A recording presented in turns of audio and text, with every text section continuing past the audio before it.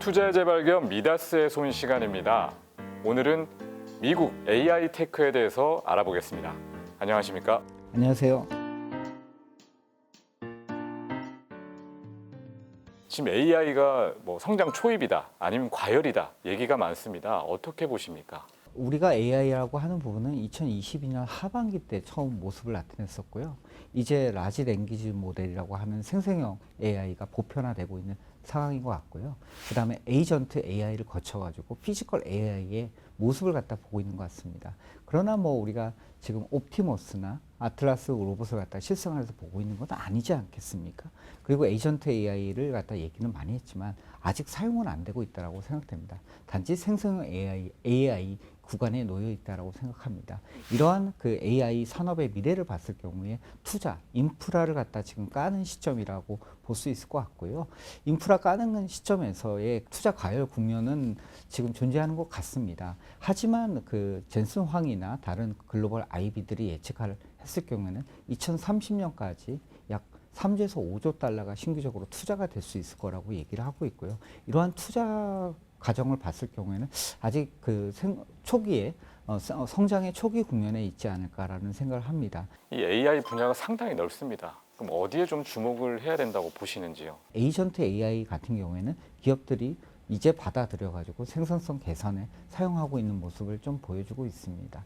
그래서 당장으로 봤을 경우에는 에이전트 AI를 잘 사용할 수 있는 소프트웨어 기업, B2B적인 측면에서 수익을 창출할 수 있는 기업이 아무래도 유망하지 않나라는 생각을 합니다. 두 번째로 보게 되면 요새 아틀라스나 옵티머스 그 휴머노이드 로봇에 대한 얘기도 많이 나오고 있고요. 자율주행 자동차에 대한 이야기도 조금 많이 나오고 있는 것 같습니다. 우리가 이제 실제로 보기 시작했던 것 같고요. 이런 것이 실생활에 쓰려고 하면 양산을 해야 되지 않겠습니까? 양산을 하려고 하다 보면 부품이 필요하게 되는 것 같고요. 이런 부품의 핵심적인 부품을 공급할 수 있는 제조 기업들이 많이 필요한 상황이고요. 이런 측면에서 한국뿐만 아니라 미국에 있는 제조 부품 회사에 대해서 조금 더 미리 관심을 가지는 게 저는 좋다라는 생각을 좀 하고 있습니다. 마지막으로 보게 되면 AI의 성장과 더불어서 지금 필수적으로 얘기가 나오고 있는 부분은 전력에서의 바틀렉이라고 볼 수밖에 없습니다. 데이터 센터는 짓기는 하지만 아무래도 전력 설비가 부족한 상황이고 발전, 송배전에서의 그 설비 투자가 지속되어야 된다고 생각합니다. 미국 같은 경우에는 M7이 주도했던 랠리가 작년까지 계속 지속됐던 것 같습니다. 그 이후에 HBM에 대한 수요가 증가하기 때문에 한국으로 넘어와서 SK 하이닉스나 삼성전자의 영업이익 개선 그리고 주가 급등으로 조금 나타나고 있습니다.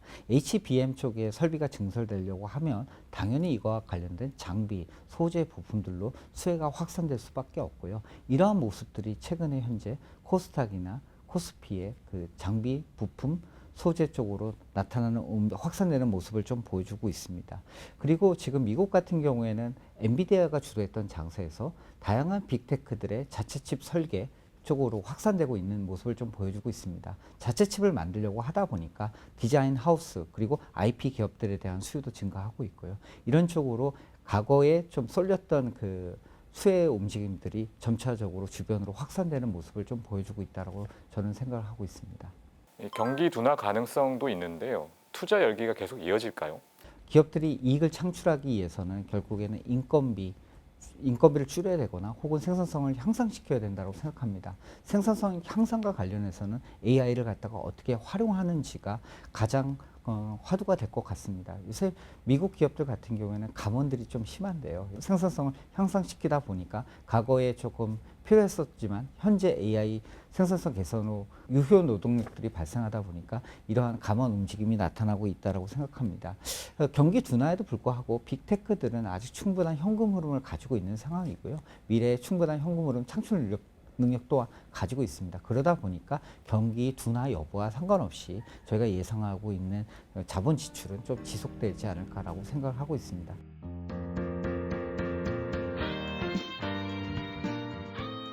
AI 관련 투자 지역이나 섹터 확장은 어떻게 하고 계신가요? 작년까지만 해도 엔비디아가 가장 대표적인 예시인 GPU 기업들 중심으로 투자했다고 하면은 올해 같은 경우에는 네트워크, 데이터 센터 이런 AI 데이터 센터를 구축하기 위해서 GPU 외의 다른 AI 인프라 기업들도 확장하고 있고요.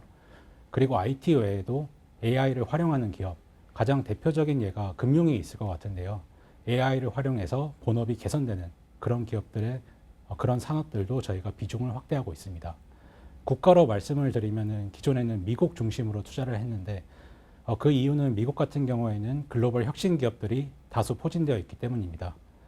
하지만 최근에는 미국 외에 중국이라든지 한국에서도 투자 매력도가 높은 기업들이 다수 있기 때문에 이런 신흥국에 있는 AI 기업들도 저희가 비중을 확대하고 있습니다. AI 인프라에서 AI를 활용하는 기업들이 더욱더 각광받을 것으로 기대하는데요. 예를 들어서 기존의 애플의 스마트폰, 아이폰이 나온 다음에 그 다음에 기업 가치가 크게 증가했던 기업들은 스마트폰을 기반으로 인터넷 기업들이 기업 가치가 크게 증가했었습니다. 가장 대표적인 기업이 메타, 과거 페이스북 같은 기업인데요. 저희는 인공지능을 활용해서 결국은 킬러 어플리케이션을 개발하는 그런 기업들이 대두될 것으로 보고 있습니다. KCGI 피델리티 미국 AI 테크 펀드 같은 경우에는 미국 AI 기업들에 투자를 하고 있습니다. 저희는 약 30개 기업에 집중 투자할 계획이고요. 투자 기업들의 특징을 두 가지로 말씀을 드리면은 첫 번째로 시가총액을 말씀드릴 수 있을 것 같습니다. 한국 투자자분들께서 익숙하신 빅테크 기업들 같은 경우에는 저희가 40% 정도 투자할 계획이고요. 그거 외의 한국 투자자분들께서 익숙하지 않으실 중소형주들을 저희가 60% 정도 투자할 계획입니다. 두 번째로 산업과 관련해서 말씀을 드리면은 저희는 하드웨어, 반도체, 소프트웨어 같이 다변화된 산업에 투자할 계획입니다. 피델리티의 강점을 말씀을 드리면은 현재 28개의 기점에 각각 애널리스트를 두고 개별 종목에 대해서 인덱스 리서치를 진행하고 있습니다. 이런 리서치 역량을 활용해서 저희가 중소형주도 적극적으로 투자할 계획입니다. 현재 타사 펀드 같은 경우에는 대형주들을 중심으로 많이 투자하고 있지만 저희 KCGI 피델리티 미국 AI 테크 펀드 같은 경우에는 중소형주도 적극적으로 투자를 해서 초과 수익률을 달성하고자 합니다. 미국 AI 테크의 변화는 굉장히 빠르게 진행되고 있습니다. 이럴 때일수록 리서치의 중요성이 커지고 있는데요. 개인 투자자분들께서 직접 리서치를 하시는 것보다는 피델리티의 리서치를 활용하시는 게 바람직해 보입니다.